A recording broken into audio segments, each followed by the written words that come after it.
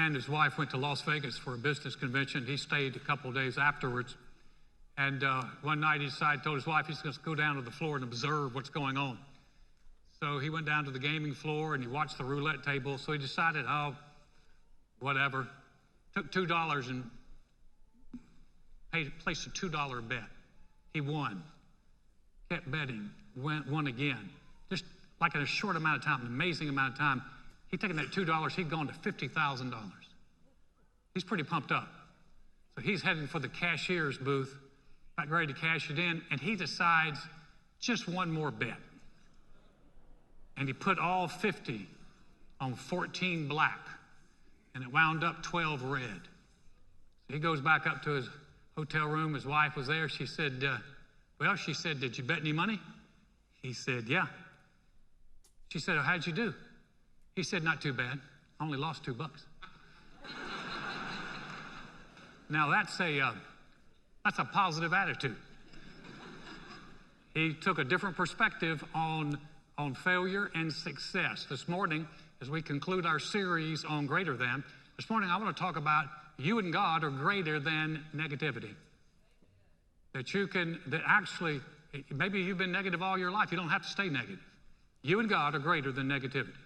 The Mayo Clinic, you've probably heard of the Mayo Clinic, Rochester, Minnesota, major medical facility, major research facility. They spend $660 million every year just on research. And they did some research and they found that there are benefits to being positive. Now, this is the Mayo Clinic. They said positive thinking, positive self-talk. Self-talk is those words that constantly go around in our heads. I call it the background music, the elevator music of our lives. And they said that if you are a positive person, if you're a more optimistic person, you will actually live longer than other people who are negative. They said if you are positive, that you have less depression than people who are negative. That if you are positive, it will benefit your psychological and your whole physical well-being. In fact, you're less apt to catch the common cold. And if you're positive, you have the ability to have greater coping skills when negative things take place in your life. A man and his wife were sitting at a table during his high school reunion, and he kept looking over a couple tables over at this lady who was sitting alone. She was obviously drunk, and she kept on drinking, man. Finally, his wife looked at him and said, do you know her? He sighed. He said, yeah. He said, that's my old girlfriend. He said, when we broke up these many years ago, I hear that she started drinking and she hadn't been sober since. His wife said, wow, who'd have thought somebody could go on celebrating for that long? If you are positive, you actually have better relationships with other people around you as well. Here's what's interesting in that whole Mayo Clinic study is they said that their final analysis was it's unclear why being positive has all these benefits. It's unclear. This is one of the greatest medical facilities in America that says we don't know why, but being positive is better for you. Don't know. Alan, without doing $660 million worth of research, in fact, I didn't do $60 worth of research. I'm just going to give you my unbiased opinion. I believe because God never intended for us to be negative. He did not wire us that way. He did not build us that way. In fact, Jesus said this in John, the 16th chapter. He said, these things I've spoken to you, that in me you may have peace. In the world you will have tribulation, but be of good cheer. I've overcome the world. So Jesus is telling us, hey, listen, you're going to deal with negative things in life. You're going to deal with negative things in this world. In this world, you're going to have tribulation. You're going to have trouble. He said, but in me, connected to him, he said, you can actually have peace. And then he says, you can be of good cheer. Now, we don't use that phrase anymore. I don't think I've told anybody lately, hey, be of good cheer. We just don't say that. But it's an old English word that simply means, hey, take heart, take courage. It's positive. So Jesus is saying, listen, you're going to have trouble. He said, but you stay connected to me. You have the capacity to have peace, and you can be encouraged. You can be positive right in the middle of it. That's a great option. There was a lady in World War II. She was a young bride. She was from New Jersey, married a man who went into the Army, and they transferred him to do some desert training at the edge of California. When they went out there, he tried to talk his bride. They just married not long. And he tried to talk her out of coming. He said it's going to be horrible living conditions. But she wanted to go. So she went. They could not find a place on the base. So they wind up living way out in a ramshackle old place near a Native American tribe that was out there. And then it was just horrible. The wind blew all the time, and sand got in everything. It sometimes reached 115 degrees in the shade. Her Native American neighbors did not speak English, and she had enough. She wrote her mother back home, and she said, "I've had all I can take. I'm coming home." And her mother wrote her back. This is when people had to communicate by snail mail. So it took a few days for that letter to get back. In fact, it took a few weeks, but the letter came back, and it said, just simple, this thing. It said, "Two men looked out from prison bars. One saw mud, the other saw stars." As she thought about that, she read that over and over and over again. Finally, she realized, it's going to be up to me. She said, "I really don't want to leave." And so she began to reach out to her Native American neighbors, and actually they began to communicate, and they began to give her lessons on how to do pottery and how to weave. And she began to study their culture and was fascinated by their culture. She began to look at the desert not as a barren, bleak place, but as a place with unusual beauty. And she noticed all the different kinds of cactus and Joshua trees and all the stark beauty that it's in the desert. And she became so captivated by the desert, so captivated by that culture, and became such an expert, she actually wrote a book about the desert. And she realized later on she didn't want to leave, she didn't want to go, but she realized something had to change. Now, it wasn't the weather and it wasn't the Native American tribe around her, it was her attitude. And when she chose to have a different attitude, when she chose to think differently, when she chose to focus on something differently, something changed in her and gave her from a miserable experience to an awesome experience. Say, well, what does that have to do with us? As people who are believers, we have great hope. We're connected to the one who's overcome. And so we have the ability, even though we may be going through negative stuff, and by the way, everybody goes through negative stuff, but what we choose to focus on is going to make all the difference. We've been looking at a study of a young man. His name is Joseph. Now, Joseph, you're talking about a guy who's had a difficult life, but he came through it, was Joseph. Remember, he was in a family, had one father, 4 wives. This is a major blended family.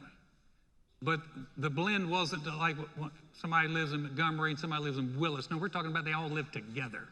And there was 12 brothers, 4 different mamas, and nobody liked each other. So that's a bad situation. Joseph had a dream from God. God gave him a dream that he was going to be a ruler, so he shared that with his brothers. That did not bless them. They wanted to kill him. And instead of killing him, they sold him, because it was very kind of them.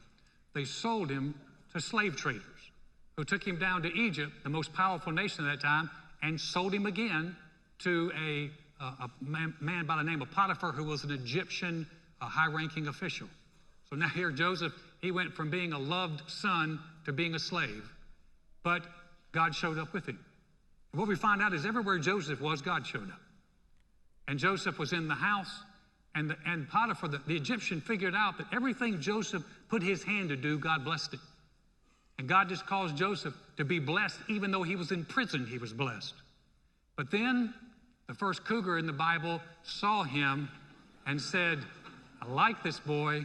And she tried to seduce him. He wasn't buying it. In fact, he rejected her, and she cried rape, pulled the racial card on him, and Joseph winds up in prison. So now he's in prison. Sold, slave, lied about, prison. You think he'd be negative? Not negative, because even in prison, God was with him. And Joseph continued to do a good job. In fact, he wound up running the whole prison. Now, this morning, I want to throw out this to you. Even though he was in prison, Joseph was not a negative man. Let's read what happened here in the prison. The Pharaoh was angry with his 2 officers, the chief butler and the chief baker, so he put them in custody in the house of the captain of the guard in the prison, the place where Joseph was confined. And the captain of the guard charged Joseph with them, and he served them, so they were in custody for a while. Then the butler and the baker of the king of Egypt, who were confined in the prison, had a dream. Both of them, each man's dream in one night, and each man's dream with his own interpretation. And Joseph came in to them in the morning and looked at them and saw that they were sad. So he asked Pharaoh's officers who were with him in the custody of his Lord's house, saying, "Why do you look so sad today?" And they said to him, "We've each had a dream and there's no interpreter of it." So Joseph said to them, "Do not interpretations belong to God? Tell them to me, please." They say, "Alan, how can you figure out that how can you figure out he was positive even in prison?" The Bible gives us some hints. First hint is, remember, he's running the whole show. If you are in charge of anything, if you want to put someone else in charge, you're going to give it over to them, you give it to someone who is not negative. That was an employer right there who's so you give it to somebody who's at least got a good attitude. Here's the second thing. He walks in and asks these two prisoners in prison, "Hey guys, why are you so sad?" Which is like the most obvious question you could ask a prisoner. "Oh, maybe it's because we're in prison, Joseph? Maybe it's because we've been eating prison food. Maybe it's because it's dark down here." I mean, there's 1,000 reasons why they were sad. But you don't ask a question like that unless you're not a sad person yourself. See, if you walk in, you go, "Why are y'all sad?" "Because I'm not sad." And here's another thing. Sad people are typically unaware of when other people are sad around them. Ever notice that? When sad people get kind of so wrapped up in themselves, they don't even notice when anybody else is going wrong. Joseph walks in, sees these guys, and goes, "Hey, guys, what's wrong with you guys today?" Wouldn't you love to have had somebody like that in prison? You know, Mr. Happy that comes in and goes, "Hey, we're in prison, but it's a great day. Why are you sad?" But then Joseph did something I thought was really interesting. He sowed seeds of kindness to these guys. Now, here's another thing. What does it matter? What would it matter to him? Joseph is in prison. They're in prison. We're all prisoners. What business is it of mine if you're sad? I don't care. You're going to be at least like, "I don't care. You're sad. I'm sad. We're all sad. It stinks to be in prison. And you're sadder than usual? Tough." But he cared. So why are you sad, guys? They said, "We had a dream. And we could not interpret the dream." I love what Joseph said next. He said, don't interpretations belong to God? Right there he tells you two things. One, Joseph still was connected to God. Even though he had gone through all these bad times, even though he had been lied about and prejudiced against and was in prison and just was a slave and looked like he had no future, he still stayed connected to God, and he still believed that the dream God gave him was going to come to pass. So how do you know that? Because he said, "Don't dreams belong to God?" He could have looked at these guys and said, "You had a dream? I had a dream one time. But it's a dream. So what? You had a dream." He could have given up. He said, "Dreams belong to God." He said, "Tell me, please." Not kind. Tell me the dream. Cared about these two guys in prison. Tell me the dream. They told him the dream. Joseph gave them accurate interpretations for each one. The butler, which is kind of like the cupbearer, he said, you're gonna be restored. The baker, he said, "You're gonna die." And it's a happy day in prison. And what happened was, sure enough, the butler got restored. The baker was killed. And the seeds of kindness that Joseph planted there came to fruition 2 years later. 2 years. Now, you would have thought this guy would have just given up. Be like, "Well, whatever, nobody remembers me." But one night, Pharaoh had a dream. And when the king has a dream and he wakes up troubled, everybody starts scrambling. And he's like, "I had a dream. Tell me the interpretation." All the wise men could not tell him. And the butler goes, "Oh." He said, "I remember. There was this Hebrew kid in the prison. And he answered the dream." And the Pharaoh said, "Get him." And the Bible said Joseph changed and shaved and went in to see the Pharaoh. And the Pharaoh had a dream. And Joseph looked at Pharaoh, and Pharaoh said, "I understand you can answer dreams."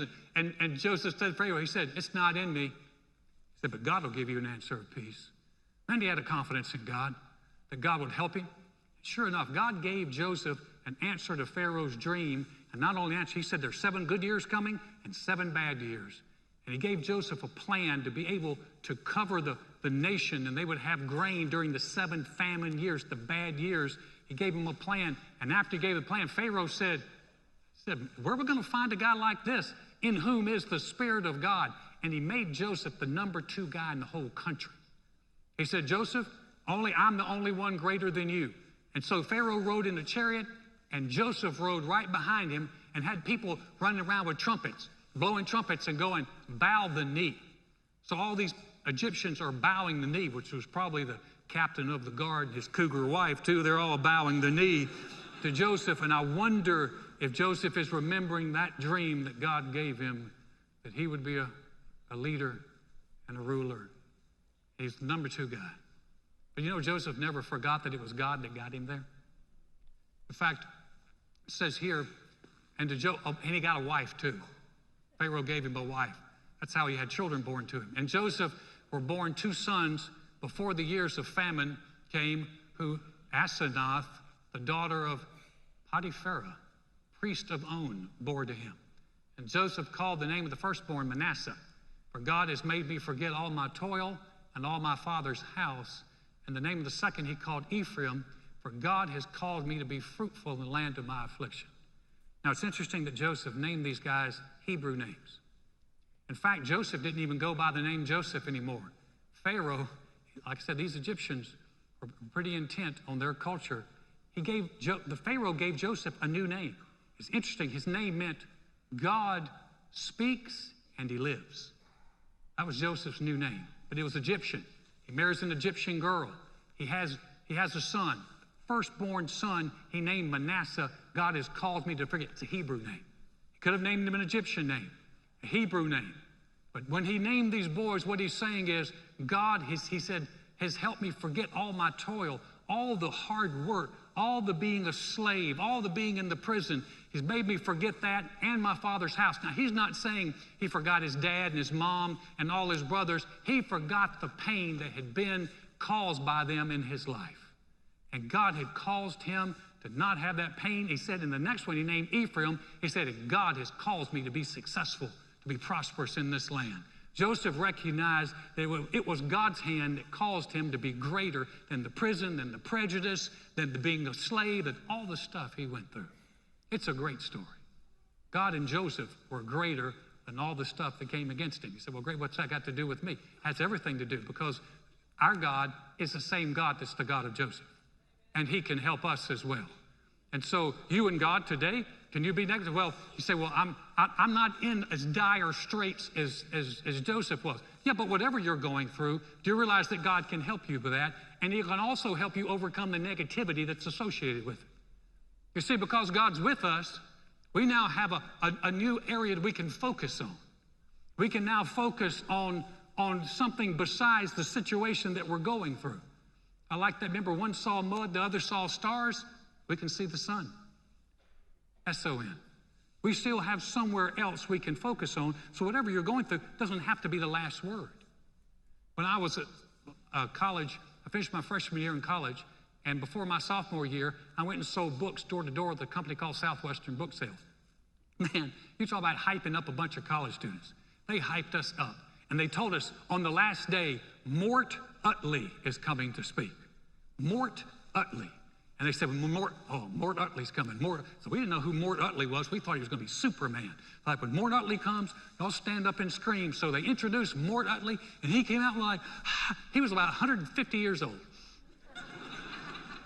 But Mort Utley told a story. He had a great voice. He had one of these voices that just sounded like God's voice talking to you. It's like Mort Utley. And when he spoke, he told a story. I've never forgotten the story. He told the story because we were going out to sell books. Listen, if you go door to door, you're going to hit some adversity. People are going to look down, look at you, and go, why are you on my doorstep? I had people slam doors in my face. People cuss at me. So Mort Utley knew we were getting ready to go through some adversity. Mort Utley had a story. The story was of a positive boy. The boy was so positive that researchers wanted to do research on him.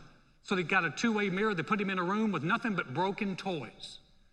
And they watched as this little guy, he looked around, all the toys was broken, and he began to take them and work with them and create kind of like Frankenstein toys. He was having a great time. They said, okay, we're going to come up with another scenario. So the next time they put him in a room, a blank room with nothing. And then they watched him.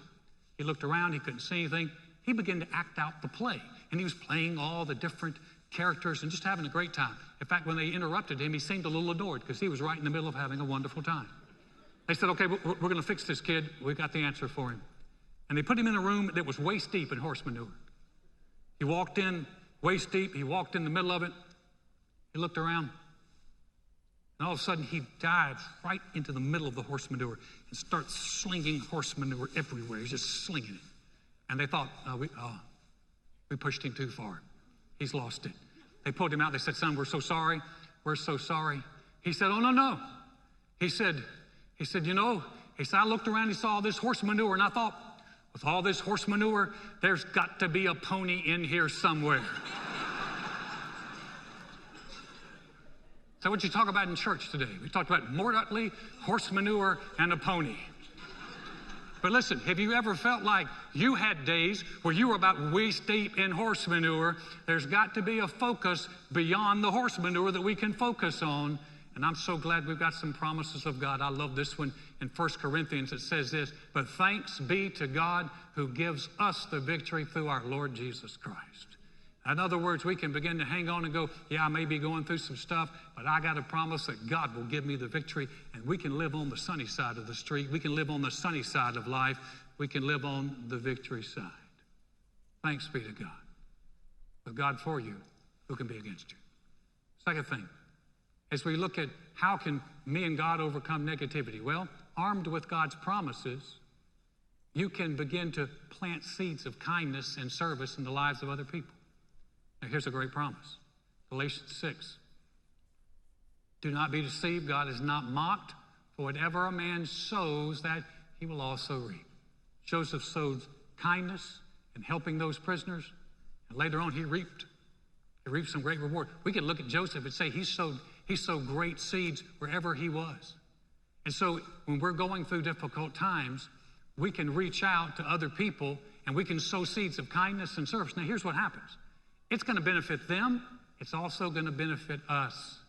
And one of the greatest ways it benefits us is it helps us keep us from retreating into the smallness and selfishness of life.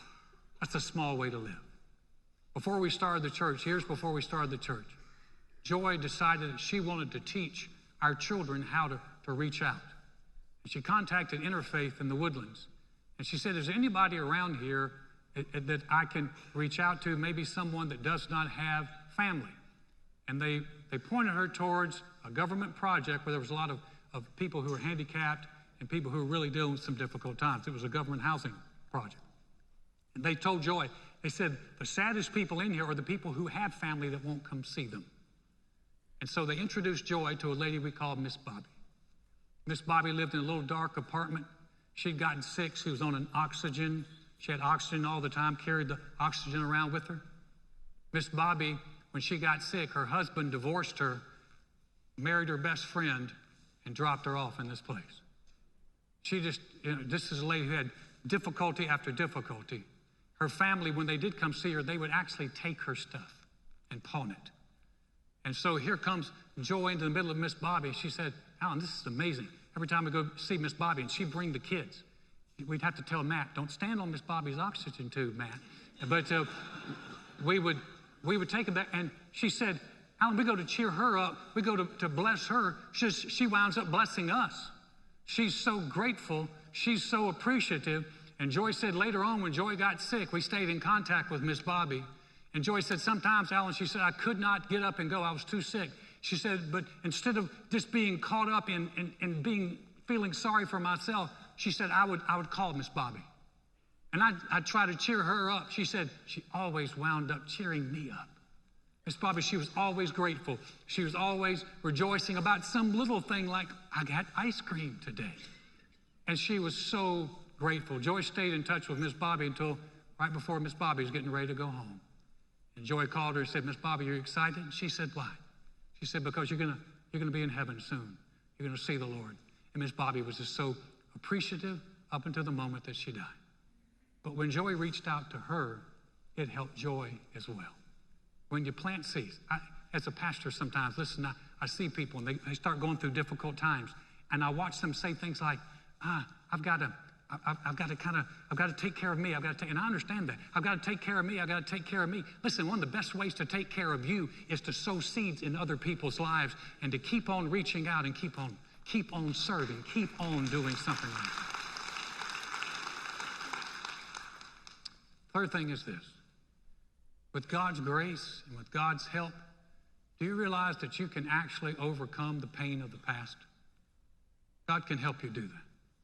I don't think there's a person in here who has any age on them whatsoever that has not been hurt in life. Maybe it was parents that hurt you. Maybe it's family members. Maybe it was a spouse. Maybe it was rejection. Maybe it was a disappointment. So many things could happen in life. And the thing about it is we're not denying that those things happen. Did you know that God can actually help you get past the pain? Where, yeah, it happened to you, but you don't carry the pain of it anymore. I met a man one time who had been a missionary, and I was just talking to him. Just seemed like such a great guy, a positive guy. I started listening to his story, and he'd gone to Peru. He'd started a church. He started to work. While he was out of the country, somebody stepped in. One of his number 2 guys stepped in, took it over, kicked him out. He's telling me this story, and I'm thinking, dear Lord. But to talk to the guy, he had been through the fire, but he didn't smell smoky. He didn't carry the pain of it. He believed God was going to help him. You know, God can help you through the pain. So that the pain doesn't have to be the biggest thing in your life. It's just something that's in your past. And that God can help you wherever you are overcome. If he could help Joseph in prison, he can help you. If he could help Joseph in prospering when he was a slave, he can help you in any environment that you're in. By God's grace, you can overcome. One story and we'll close. A man named Jerry, I'd read his story years ago and found it again. Jerry was a positive guy. Jerry was in the restaurant business. He was a manager. And he was such a positive guy. Everyone liked being around Jerry. In fact, whenever he would change and move to a different restaurant, he would take wait staff and kitchen staff with him. They loved him. Jerry was working late one night, actually in the wee hours of the morning, and he was closing up the restaurant. He did something you're never supposed to do in the restaurant business. He left the back door open. And with the back door open, 3 armed robbers came in, put a gun to Jerry, and told him to open up the safe. When Jerry was trying to open the safe, he was so nervous that his hand slipped, and he just couldn't get it open, and the robbers panicked, and they shot him. And in Jerry's words, he said he's lying there on the floor. He said, and 2 thoughts are going through his mind. First one is, he said, I should have shut the back door. He said the second thought was, I could live or die here. I choose to live. He said when someone had heard the shots, paramedics were on the scene pretty rapidly. He said the paramedics were great. They kept telling him, you're going to be fine, you're going to be fine. They loaded him up, they took him in. He said when they wheeled him into the ER, he said the look on the nurses and the doctor's face scared him. Because their look was, this guy's a dead man. He is not going to make it. And Jerry realized he had to do something. He said there was a burly nurse who kept shouting questions at him. Finally, she shouted, are you allergic to anything? And he said, yes. And everything stopped as the doctors and the nurses waited to hear what Jerry was allergic to. And Jerry took a deep breath and he said, bullets. I'm allergic to bullets. And he looked at the doctor and he said, doctor, he said, operate on me like I'm going to live, not like I'm going to die. And 18 hours later, and weeks of intensive care, Jerry walked out of the hospital. And Jerry walked out not simply because he had good paramedics and nurses and doctors. Their skill certainly had something to do with it. But Jerry walked out because he had an attitude that says, I choose to live and not die. You know, the scripture said, I set before you this day life and death, blessing and cursing. Choose life. Listen, we have the ability in God to choose life. Yes, things can be negative, but in Him we can have peace, and in Him we can be of good cheer. We've got somebody on our side we can overcome.